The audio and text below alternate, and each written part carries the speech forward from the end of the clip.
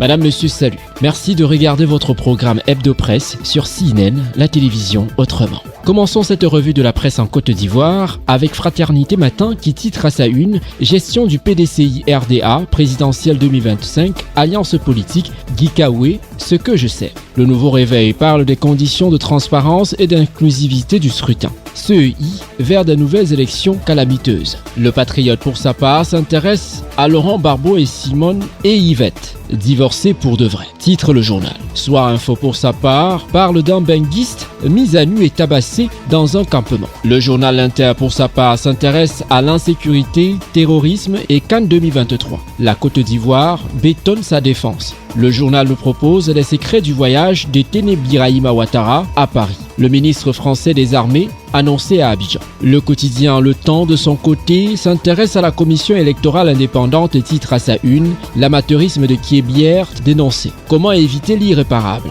s'interroge le journal.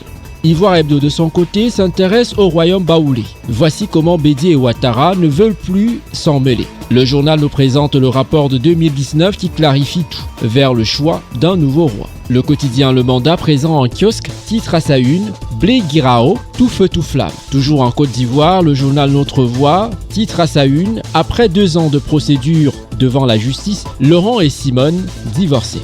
Le quotidien Le Matin parle également de l'affaire divorce Barbeau-Simone. La justice a tranché hier. Barbeau condamné pour adultère caractérisé et notoire, abandon de domicile conjugal et injure grave. L'héritage de son côté s'intéresse aux élections municipales et régionales 2023. La NAWA mobilisée pour la victoire du PDCI RDA. Le quotidien La Voix originale s'intéresse également au régional dans la Mai et titre à sa une « Emmanuel Monette boucle le terrain dans le canton Choyasso ». RHDP News également s'intéresse au régional dans le Cavali. La ministre Anne Ouloto reçoit l'onction des populations de tout le Pleu. L'essor ivoirien de son côté revient également sur les élections municipales et régionales 2023 et parle des dépôts de candidature. L'opposition au pied du mur. PDCI RDA, PPACI entre doute et inquiétude. La dernière heure s'intéresse à la politique nationale et titre à sa une vers un report des municipales et régionales 2023. Voici les préalables qui font de cette opinion. Rassemblement de son côté s'intéresse à la procédure en divorce. Barbeau gagne et perd pour adultère caractérisé, injure grave. Le communiqué de l'avocat de Simone Barbeau à découvrir dans les colonnes du journal. Le Jour Plus, présent en kiosque, parle de la descente aux enfers qui se poursuit pour Barbeau. Le président du PPACI condamné pour adultère, abandon de foyer et injure. Le quotidien d'Abidjan s'intéresse aux injonctions du gouvernement à la CEI.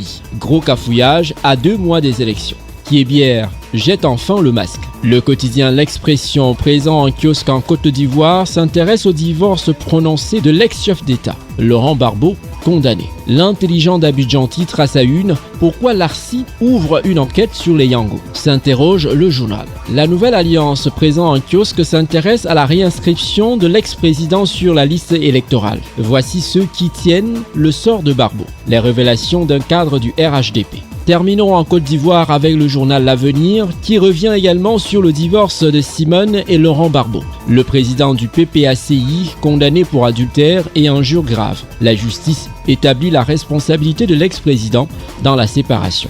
Dédommagement et réparation. Éclairage d'un juriste à suivre dans les colonnes du quotidien L'Avenir.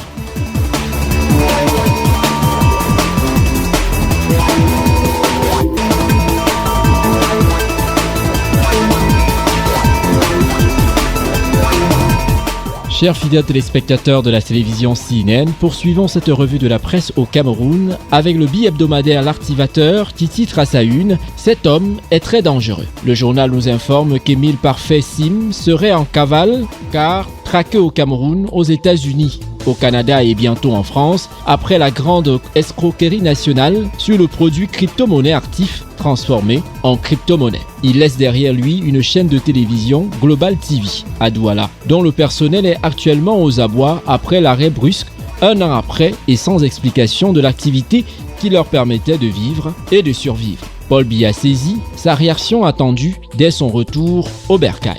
Camaroès News, de son côté, s'intéresse à Francis Ngannou Arena, l'inauguration sous l'indifférence totale de Mouelle Combi. Toujours au Cameroun, le journal La Météo s'intéresse à la vie de Kribi et titre à sa une « De l'eau potable au port autonome ». Le journal nous fait savoir que le protocole signé ce 29 juin dans la cité balnéaire de la région du Sud entre le directeur général de Camwater, Blaise Moussa, et celui du port autonome de Kribi, Patrice Mellom, définit le cadre de coopération entre les deux entreprises sur le service d'approvisionnement et assainissement liquide dans la zone portuaire.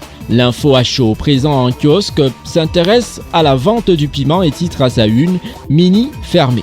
Une décision importante du sous-préfet de Yaoundé 6 ferme les bars du lieu-dit Mini-Ferme, coin chaud de la capitale politique du Cameroun, où la prostitution règne. En fenêtre du même journal, malgouvernance à la FECAFOOT, révélation fracassante d'un vice-président de la FECAFOOT contre Eto. Poursuivons au Cameroun avec la voix des jeunes qui s'intéresse à la Mefoué à Kono. La Kogemac prône l'excellence jeune. D'après le journal, après quelques années d'interruption en raison de la pandémie de la Covid-19, le président de la coordination des jeunes et des élites de la Mefoué Kono, Robert Brice Elandi, annonce la tenue de la 5e édition des journées d'excellence scolaire les 11 et 12 août 2023 en Goumou. La voix des décideurs présents en kiosque s'intéresse au rachat de Guinness par les brasseries. Les éclairages de Barga à Tangana. Le journal nous informe que face aux contre-vérités distillées par une certaine opinion autour de l'acquisition de Guinness Cameroun par les brasseries, dont la filiale camerounaise détient désormais un monopole absolu, dénoncé par l'honorable Ngale Daniel Etongo, le ministre du Commerce se prononce sur cette opération qui fait entrer 51 milliards de francs CFA dans les caisses de l'État. Poursuivons avec le quotidien Mutation qui s'intéresse à l'Assemblée nationale et titre à sa une « Question-réponse sur le manuel scolaire ». Interrogé par le député Jean-Michel Nietzsche, la secrétaire d'État auprès du ministre de l'Éducation de base apporte des clarifications sur la réforme initiée en 2017. Des acteurs du secteur réagissent suite à cet échange, nous informe le journal. Cameroun Tribune de son côté parle de marché des transferts. Les Camerounais si rares. Le journal nous informe que la trêve estivale dans les championnats de football s'annonce mouvementée seulement pour quelques joueurs comme André Onana ou Karl Toko Ekambi. Mais ce sont clairement des exceptions dans un contexte où les footballeurs camerounais, cadres de l'équipe nationale ou talents des champions locaux, ne font pas courir les grands clubs. Allons dans le septentrion du Cameroun pour retrouver l'œil du Sahel qui s'intéresse à la ville de Mora, d'Abanga, Kousseri et titre à sa une « Près de 200 milliards pour réhabiliter le tronçon routier ». Le drapeau présent en kiosque titre à sa une « Tiko Miselele, encore du sang sur nos routes ». D'après le journal, la tragédie s'est produite dans la matinée du jeudi 29 juin à Miselele, une petite localité dans la région du sud-ouest, plus précisément dans le Fako. Un camion a soudainement dévié sa trajectoire, provoquant un carambolage choquant. Malheureusement, près d'une dizaine de vies humaines ont été perdues suite à ce drame. Le quotidien Émergence s'intéresse au Cameroun et titre à sa une La République de la Gabégie. Éco-Santé pour sa part parle de distinction, les étudiants maïticiens et sages-femmes de Douala récompensés. La Voix du consommateur titre à sa une Court-circuit à Eneo. Oman, nouveau disjoncteur. Le journal nous informe que dans un contexte marqué par la reprise accrue des coupures d'électricité, Amin Omam Ludi, de nationalité marocaine, vient d'être nommé directeur général de Energy of Cameroon. À la suite de la démission de Patrick Ekeler, il lui incombera dans l'œuvre à polir l'image de l'entreprise, d'engager des concertations franches avec le mouvement consumériste, de poursuivre la lutte contre la fraude électrique, d'œuvrer pour la stabilité du réseau de distribution et de conduire le processus de cession d'actifs dans l'actionnariat de l'entreprise. Toujours au Cameroun, le tri-hebdomadaire Le Soir parle de planification familiale, augmentée d'ici 2030, la prévalence contraceptive moderne. Le bimestriel L'Intransigeant, le nec le plus ultra de la presse, dans son premier numéro, titre en grande une Ali Bongo Ondimba, quel destin. En fenêtre de ce magazine, l'Afrique qui gagne. Avec en toile de fond le éditorial du directeur de publication qui vous situe sur la vision du magazine L'Intransigeant. L'Afrique par les Africains. On ne nous dit pas tout. Le magazine vous fait des grandes révélations confidentielles sur les grands dossiers africains. L'Intransigeant met en lumière le savoir-faire d'un génie de l'industrie de l'habillement. Pape, maître tailleur. Le bimestriel L'Intransigeant, édité par CK Media Group, est disponible partout. En France, au Benelux, en Afrique du Nord et en zone CEMAC. Madame, Messieurs, merci d'avoir regardé cette autre édition d'Hebdo Presse sur CNN Télévision. À très bientôt pour un nouveau numéro. D'ici là, portez-vous bien et n'arrêtez jamais de sourire à la vie. Restez en compagnie de vos programmes sur CNN, la télévision autrement.